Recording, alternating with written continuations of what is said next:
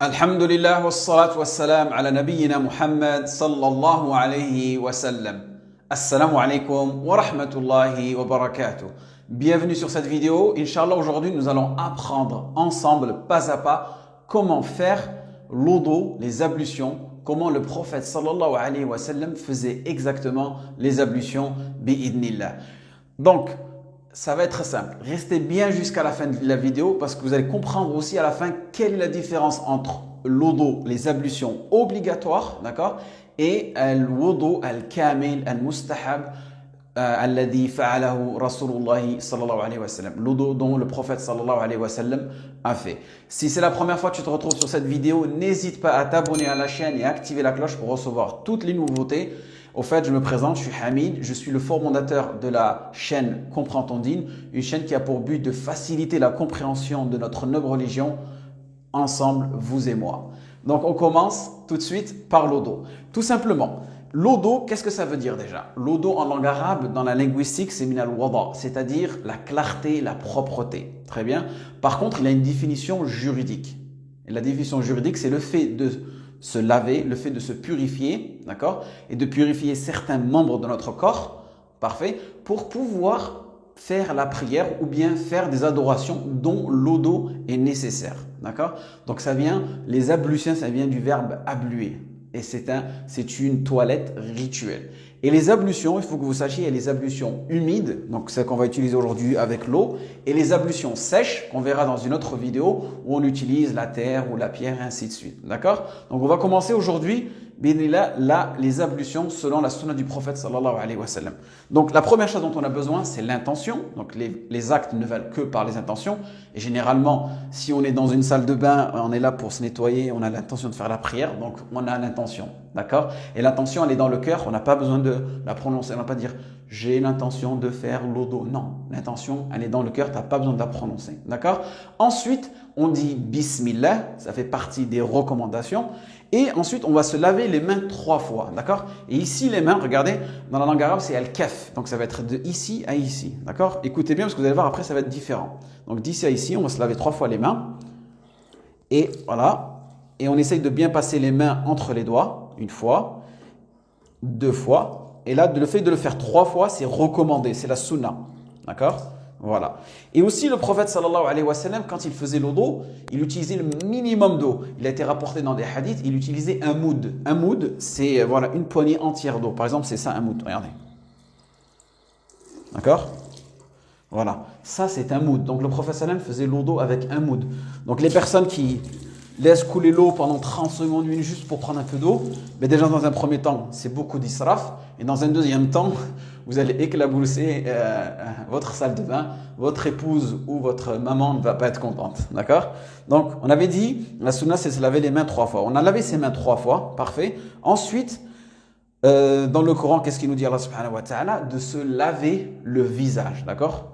Mais sachez que le nez et la bouche font partie du visage. Parce qu'on a un hadith du prophète sallallahu alayhi wa sallam où il nous explique que le nez et la bouche font partie du visage. Donc on va commencer par la bouche. D'accord? Donc la bouche, ce qui a été rapporté le plus dans les hadiths par le prophète sallallahu alayhi wa sallam, il nettoyait sa bouche et son nez en une seule fois. D'accord? Donc avec la main droite, il mettait la main droite ici, rentrait l'eau, d'accord? Et ici en une seule fois, regardez. D'accord? Et il recrachait cette eau-là. Et ce que vous allez faire, c'est rentrer l'eau dans votre bouche et essayer de la faire tourner dans votre bouche. D'accord? Comme ça, et recracher. Et le nez, c'est inspirer et expirer. D'accord? Donc on fait rentrer un peu d'eau dans le nez et expirer. Et la sunna, c'est d'inspirer fortement. D'accord? Mais attention, si vous êtes en état de jeûne, ne le faites pas trop fort parce que vous savez, comme vous pouvez savoir, le nez est un conduit et qui va ramener par l'œsophage, il va ramener à l'estomac et vous risquez d'avaler de l'eau et ça risque de faire annuler votre jeûne. Donc en période de jeûne, il ne faut pas exagérer au niveau de l'istinshaq, l'inspiration, d'accord? Parfait. Donc on va se laver 3 fois la bouche et le nez. Voilà, donc là ça fait 3 fois. Maintenant on va se laver le visage. Et quand on se lave le visage, il faut bien faire attention. Le visage, alors ses limites. Donc on a les limites, on va dire verticales. Donc de cette partie-là, où est-ce que les cheveux poussent, jusqu'au menton, et pour ceux qui ont une barbe, jusqu'à la fin de leur barbe. D'accord? Et de manière horizontale, donc ça va être d'ici de cette partie-là, il y a une sorte d'os ici, juste à côté de l'oreille, jusqu'à cette partie-là. D'accord? Horizontale et verticale. Et ce qu'il va falloir faire, c'est mettre de l'eau, d'accord, tout au long de notre visage. Et ici, vous verrez dans la ayah, dans le Coran, Allah subhanahu wa ta'ala, où il dit ici, lavez vos visages. D'accord? Vous verrez la différence entre laver et essuyer. Laver, c'est que l'eau, elle doit passer toute partie du corps. Toute cette partie-là du corps. Donc là, on va prendre de l'eau, d'accord? Et je vais bien commencer ici, d'accord? Et être sûr que l'eau, elle passe tout au long de mon visage, vous voyez?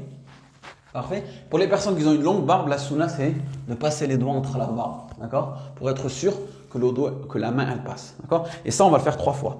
Donc, bien monter l'eau, tac, et descendre. 2 fois. Et là, 3 fois, d'accord? Et là, je suis sûr que j'ai bien lavé mon visage parce que l'eau, elle a pénétré tout au long de mon visage, d'accord? Maintenant, Allah subhanahu wa ta'ala, qu'est-ce qu'il nous dit dans la ayah? De se laver les mains jusqu'au coude, d'accord? Donc ici, vous voyez bien que les mains sont jusqu'au coude. Donc comment ça va se faire?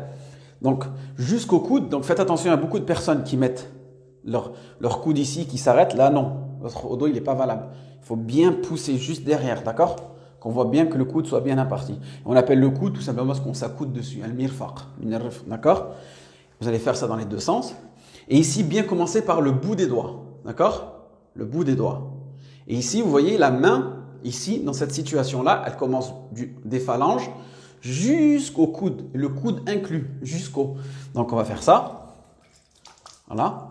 Et bien passer l'eau sur tout le coude et bien entre les doigts aussi. Ça, c'est la sunna, d'accord? Parce que certaines personnes, faites attention, elles commencent ici. Vous voyez? Beaucoup de personnes font ça. Non, il faut bien commencer d'ici, d'accord? Et passer jusqu'au coude, bien pousser derrière, d'accord? Et la sunna, c'est de commencer par la main droite. Ça fait partie de la sunna. Ensuite, la main gauche, pareil. Voilà, 1 fois, d'accord? 2 fois et 3 fois, d'accord? Voilà, là, je viens de laver mes mains entièrement, comme il a été mentionné. Ensuite, dans la ayah, Allah subhanahu wa ta'ala, il nous dit de se laver la tête, d'accord? Donc, la tête, on va ici, pardon, pas de se laver. Dans la ayah, il nous dit de d'essuyer. Parce que si on devait se laver la tête, on devrait remplir notre tête d'eau et voilà, si on est en hiver et tout, on risque de tomber malade. Donc vous voyez bien la miséricorde dans notre religion. Donc ici, comment est-ce qu'on va se laver la tête? Tout simplement, on va prendre de l'eau, d'accord? Et on va tout simplement passer ici, d'accord? Et là, ça c'est suffisant. Et là, le fait de revenir, c'est la sunna de revenir, d'accord? Et aussi de se laver ses oreilles. Parce que le prophète sallallahu alayhi wa sallam, il nous a dit, les oreilles font partie de la tête. D'accord? Et comment le prophète sallallahu alayhi wa sallam, il faisait? Tout simplement, il prenait son index, il le rentrait à l'intérieur, et avec son pouce, il nettoyait l'extérieur de l'oreille. D'accord? Et ça, tu le fais avec la même eau. Parce que le but, c'est d'essuyer. D'accord? L'eau que j'ai essuyée avec la tête, je vais essuyer avec mes oreilles. Je n'ai pas besoin de prendre une nouvelle eau. Mais s'il y a des personnes qui prennent une nouvelle eau, ce n'est pas grave. D'accord? Donc, on aura fait par exemple la tête, on sera revenu, on aura fait tout simplement les oreilles comme ça. D'accord? Parfait. Parfait, donc là on vient de s'essuyer la tête, maintenant on va se laver les pieds. Donc bien faire la distinction entre essuyer et laver. Laver, l'eau elle doit passer sur toute cette partie du corps là, d'accord? Donc on va commencer toujours la sunna, commencer avec la partie droite, d'accord? Le pied droit et laver avec la main gauche. La main gauche souvent utilisée pour faire le nettoyage, d'accord? Parce que généralement on mange avec la main droite et le prophète sallallahu alayhi wa sallam il aimait commencer ses actions par la main droite. Donc c'est une sunna recommandée. Donc là, tout le temps, on essaye d'utiliser le moins d'eau possible. Et là, avec l'auriculaire, je vais passer entre les orteils pour être sûr que l'eau, elle passe bien entre toutes les parties du corps, du pied, pardon. Voilà. Et ça, on peut le répéter 3 fois. D'accord? La sunna, c'est de répéter 3 fois cet acte-là. Voilà. Et faites attention ici que l'eau, vous voyez, elle fasse tout le pied entièrement jusqu'aux chevilles. Parce que dans le Coran, c'est dit jusqu'aux chevilles. Donc les chevilles, c'est inclus. D'accord? Parce que malheureusement, il y a des personnes, elles font le dos comme ça quand elles se lavent les pieds. Non, ça, c'est pas suffisant. L'eau, elle doit laver les pieds. L'eau, elle doit faire toute la partie du pied comme il a été décrit dans le Coran et dans la Sunna. Donc maintenant, on va faire le pied gauche. Toujours la même chose. Pam. Avec l'auriculaire, on passe entre les orteils. Voilà. Et on va répéter ça 3 fois, jusqu'aux chevilles, inclus. Et puis voilà. Et là, vous venez de faire l'odo selon la sunna du prophète sallallahu alayhi wa sallam. Et ce qu'il faisait le prophète sallallahu alayhi wa sallam, une fois qu'il avait fini l'odo, il faisait la dua. Ashhadu an la ilaha illallah wahdahu la sharika lah wa ashhadu anna Muhammad abduhu wa rasuluh. Et il disait Allahumma ij'alni min at-tawwabin waj'alni min al-mutatahhirin. Dire, oh Allah subhanahu wa ta'ala, fais de moi des personnes qui se repentent, d'accord, et des personnes qui se purifient. Et là, vous voyez, on a la purification interne, d'accord. C'est le fait de, voilà, de se débarrasser de tous ces péchés, le fait aussi de dire la ilaha illallah, l'attestation de foi, et la purification externe, celle qu'on vient de faire juste à présent. Et le prophète sallam, il lui a été proposé, qu'est-ce qu'on lui avait proposé? Il lui a été proposé une serviette pour s'essuyer, d'accord, de tout son lodo, et il a refusé, d'accord. Et la sagesse, certains savants ont dit, tout simplement, la sagesse derrière tout ça, c'est que la personne, une fois qu'elle a fini l'eau d'eau, généralement, il y a des gouttelettes qui tombent de toutes ces parties du corps-là. Et peut-être ces parties du corps-là, tu as commis des péchés avec, d'accord? Que ce soit avec tes yeux, que ce soit avec ta bouche, que ce soit avec tes pieds. Peut-être tu t'es dirigé vers des endroits qui n'étaient pas très halal, on va dire. Avec tes mains, peut-être que tu as commis des péchés, des manquements. Donc l'eau d'eau, là, c'est vraiment pour se purifier. Et il y a été des hadiths qui ont été rapportés aussi que le prophète sallallahu alayhi wa sallam, comment est-ce qu'il va reconnaître sa communauté, Yawm al-Qiyamah? Parce qu'ils auront des marques spécifiques grâce à l'eau d'eau. Donc vous voyez, pour les personnes, pour eux, l'eau d'eau c'est une tâche, au contraire, c'est une rahma, c'est une miséricorde pour eux. Certaines personnes vont dire, ouais, on va prier, oh, je dois faire l'eau d'eau, voilà.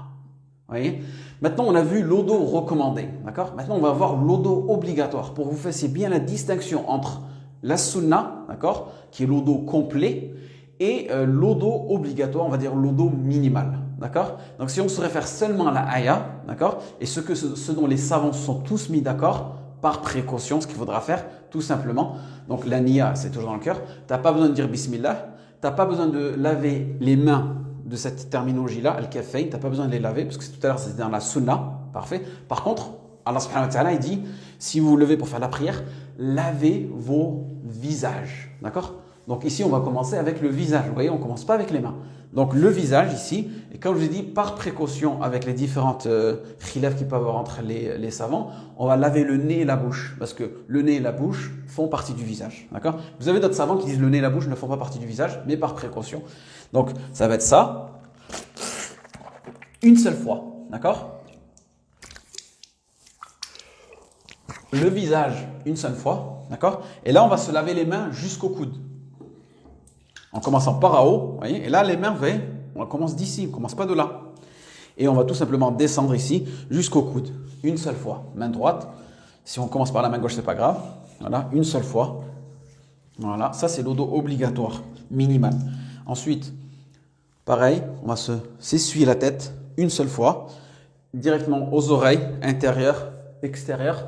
Ça aussi, c'est par précaution, parce qu'il y a beaucoup de savants qui disent que les oreilles font partie de la tête, d'accord? Ils ont rendu ça comme une obligation de l'eau d'eau.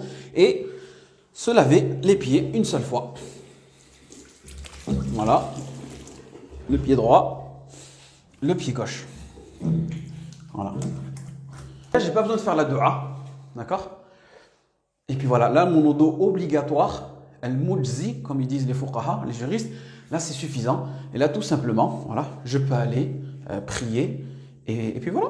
Donc voilà, super simple. Cette eau d'eau-là, ben, vous pouvez être amené à le faire si par exemple, vous avez peu d'eau, si vous avez, par exemple, vous n'avez pas assez de temps, vous pouvez faire cette eau d'eau-là. D'accord? C'est bien de savoir.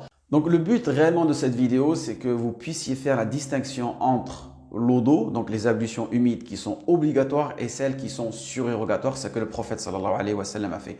Pourquoi? Pour que le musulman il puisse différencier qu'est-ce qui est obligatoire et qu'est-ce qui est recommandé.